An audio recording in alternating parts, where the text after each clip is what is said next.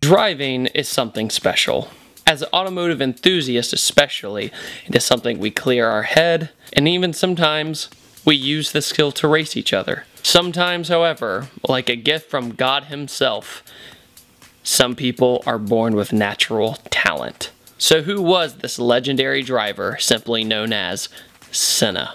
To this day, 20 years ago, we lost somebody in the automotive world who is very important, and that guy's name was Senna. Senna was born in Brazil to a pretty well-off family. Himself and his dad built a go-kart together consisting of, wait for it, 1 horsepower. 1. And that's what got him into the go-karting world at around the age of 13 or so. Once he really got into racing, he got into the open wheel kind of league, and then soon after that went to Formula 3, where he really proved his skills as a awesome driver. So once he proved himself in Formula 3, it was time to move on to the big leagues. It was time for Formula 1, and Senna went on to win 3 F1 championships, and has been considered one of, if not the greatest F1 driver of all time. Which is, of course, debatable, but you cannot deny how skilled of a driver this guy was. May 1st, 1994 is when he was racing in Italy, and he had a fatal accident. Very unfortunate. It's always bad to see talent die young. He was only 34 years old. When Senna first went into F1, he raced for Lotus. And in Lotus, he did a very good job. He started building this rivalry between himself and Prost. So then a small little company called McLaren came along and took Senna while he had the chance. Little did he know he was gonna form a very bitter rivalry with McLaren's other driver. To watch some of the onboard video of Senna driving is like witchcraft. It is amazing. You can see a ton of it in the documentary called Senna. It's on Netflix, by the way, if you don't have it.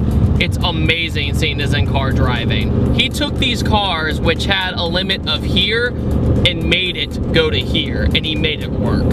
And Senna had one advantage over many F1 drivers, and that is he loved the rain. There's not too many drivers I know out there, even on the public roads, that say their favorite time to drive is on the rain. He just knew how to handle it, and this is back when F1 is still a stick shift. It's back when there wasn't that much traction control or anything like that. It was all skill, and that's what makes him such an impressive driver. Senna was notorious for, when it started raining, getting these second upon second leads ahead of everybody else. And in F1, a second is like an hour. So as you build that up, to see just how much faster he was a spectacle. Being 23 years old, I unfortunately was only 4 when he passed away, so I never really got to see him in action with true memory, and it is a shame. And for all you big Honda fans, Senna also had a very big part in helping design the NSX, how it drove, and what really made it a legend that it is now. He was an open and devout Catholic, and with that, he had a very open perception that he believed in God. Although he believed in God, he did not believe that he was invincible.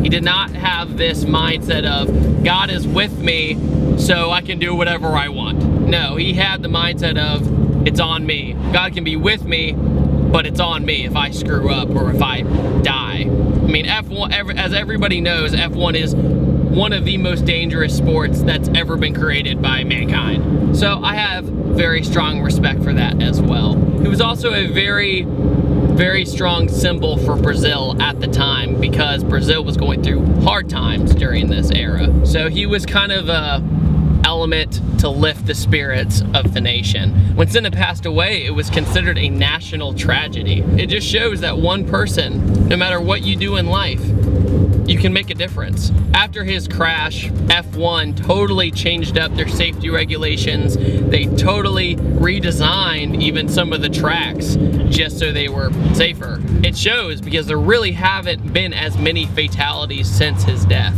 The cars are much safer now. They're not so much, say, a bomb on 4 wheels anymore. crashes nowadays that you see, it's amazing to see how people survive.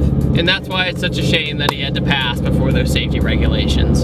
Senna raced a total of 162 times in his F1 career. He won 41 times and he podiumed 80 times. For a sport that's so fatiguing, so stressful, and just so alert at all times, that's an amazing ratio to me.